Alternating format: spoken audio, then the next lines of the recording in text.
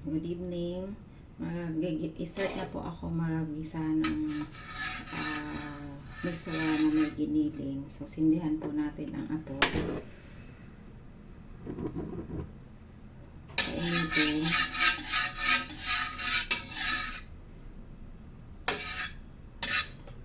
And then, pwede na po natin ilagay ang butter or simpleng mantika po. Vegetable oil or yung simpleng mantika po na nabibili ko sa tindahan. So, ilagay ko na po itong butter para po mas malasa po yung ating miswa.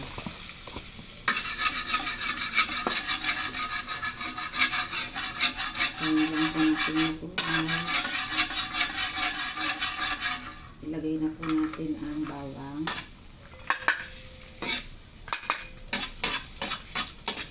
Pwede po natin palakasan yung apoy kung mahina. Yung tamang katantanan lang po. Para mas mabilis pong masuti yung bawang. Pakisunod na po natin ang sibuyas.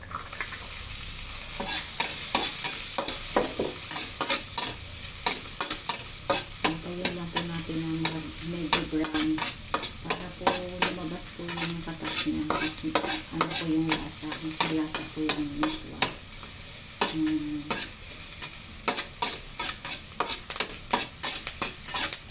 Medyo brown na po yung bawang at saka sibuyas. Pwede na po natin ngayon ilagay yung giniling.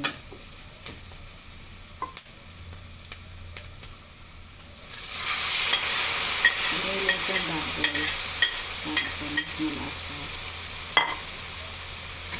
Pwede na po natin igisa muna para mas maluto po yung baboy.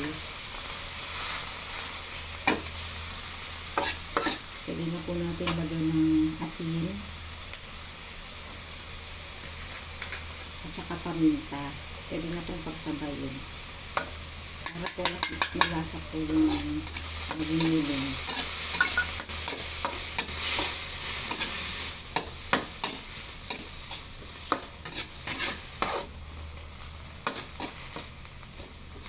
Antayin lang po natin na maluto yung giniling at lumabas yung katas. Medyo para mas malasa po yung ating miswa.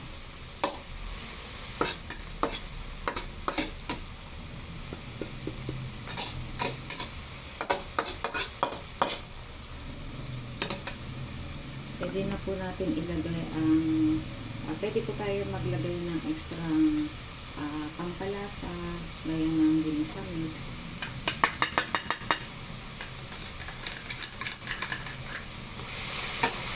Para po, yung giniling pa lang po, ang lasa na po.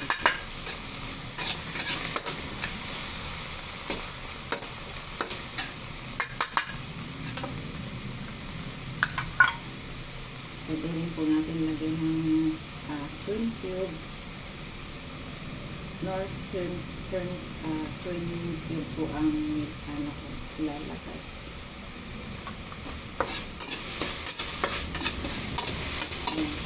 Isatay lang po natin at mas maluto po yung ating giniling.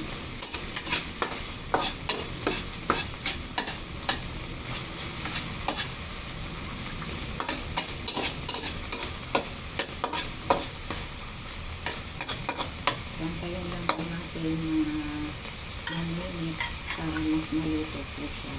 At tumabas po yung mantika sa giniling.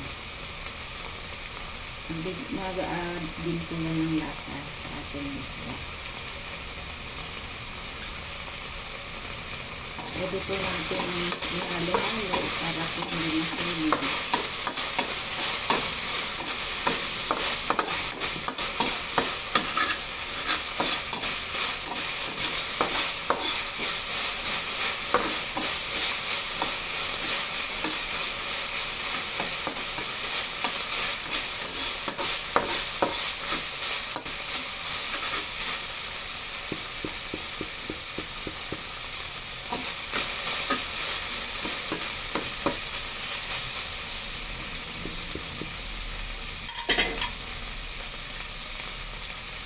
pwede na po natin ilagay yung repolyo para mas maulasa din po yung gulay.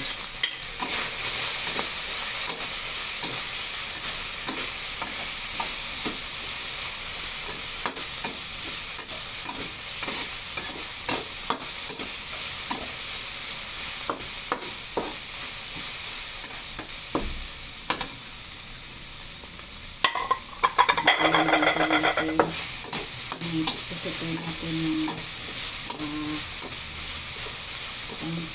ito. Pwede po natin lagyan na ng water para po hindi po masunod. At mag-aata po tayo para po mas may sabaw po, para po mas masarap po.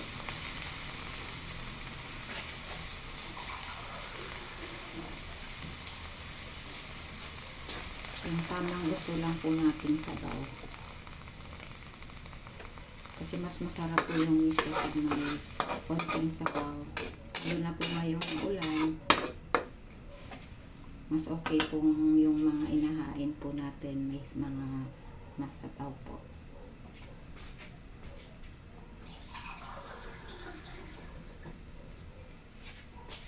So, depende po sa inyo kung gaano po karami. Kung medyo gusto niyo po mas maraming sabaw, mag-add pa po kayo ng water. So, tansyahin nyo lang po. Kasi pag natuyo po yung miswa, nawawala po yung pinakasabaw niya. Kaya mas masarap pong kainin yung ginisang miswa pag may sabaw pa. Para mas na-appreciate po yung lasa.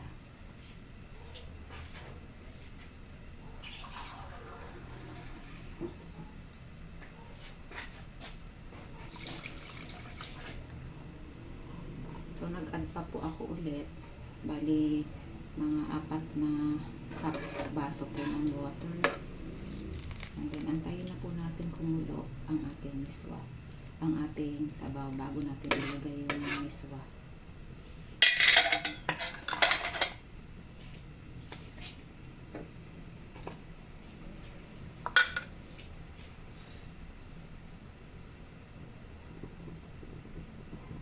So, antayin lang po natin kumulo.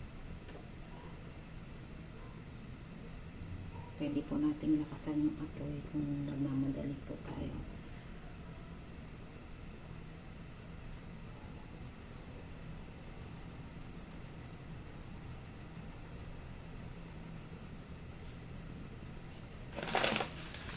Ito po yung ilalagay kong miswa. So, antayin lang po natin na kumulo siya sa saglit. Para po mas mabilis po yung maluto yung ating miswa.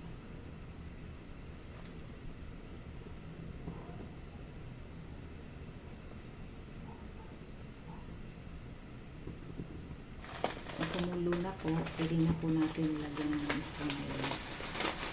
So, depende po sa atin kung gaano po kadami ang gusto natin.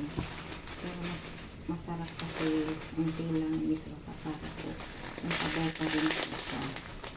Kasi pag last na dinamihan po natin yung miswa, may tubo po yung pinakasabaw. Kaya dapat po lalagyan po natin ng maraming tubig. Pero kung hindi lang naman po kayo kakain, tamang ano lang po kasi para wala pong sabaw. So yun, halo-haluin po natin.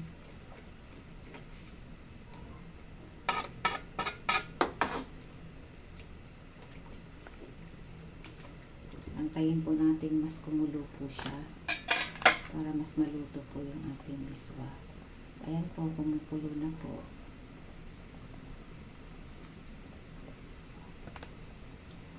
So, antayin na lang po natin na maluto din po yung, mas maluto po yung giniling.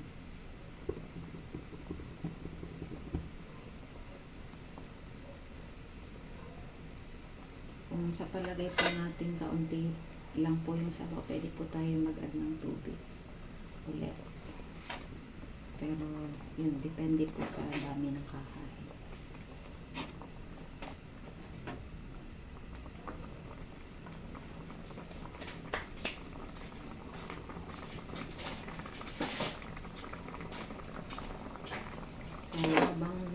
po siya, pwede na po natin lasahan para mas malaman po natin kung maalat or tama lang po yung lasa ng ating ginisang miswa. Ang lasa po, sarap. Masarap po sa panahon ng tag-ulan, lalo na po ngayong bagyo, may bagyo na naman. So, masarap po ito. At sa ng mga natitipid, okay po ito kasi affordable. Konting giniling po yung ilalagay. Sapat na po yun. Malasa na po yung ating miswa. Antayin lang po natin na medyo maluto.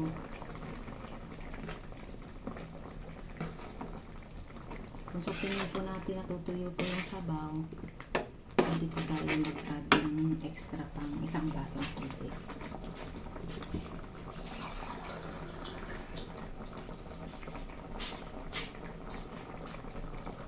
Ayan po, para po mas may sabaw siya.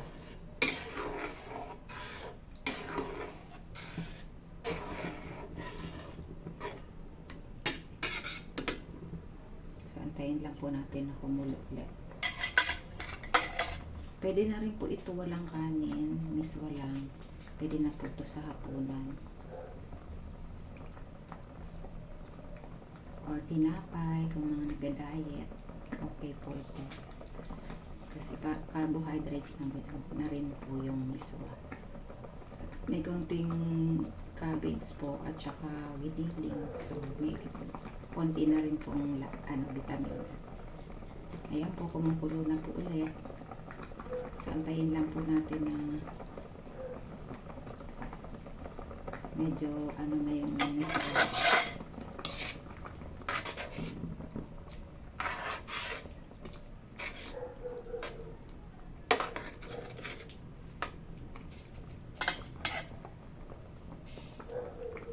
So, halo-halo lang po.